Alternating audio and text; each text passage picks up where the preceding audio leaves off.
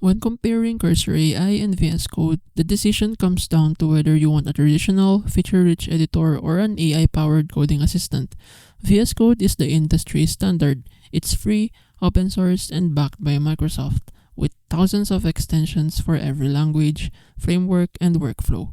Developers love its speed, debugging tools, Git integration, and massive community support. If you want stability, customization, and proven reliability, VS Code is hard to beat. Cursor AI, on the other hand, is built on top of VS Code but adds AI-driven coding features. It can generate code, refactor functions, explain snippets, and even suggest fixes in real time. This makes it appealing for developers who want productivity boosts and faster prototyping. However, it's newer, less battle-tested, and some advanced features require a subscription.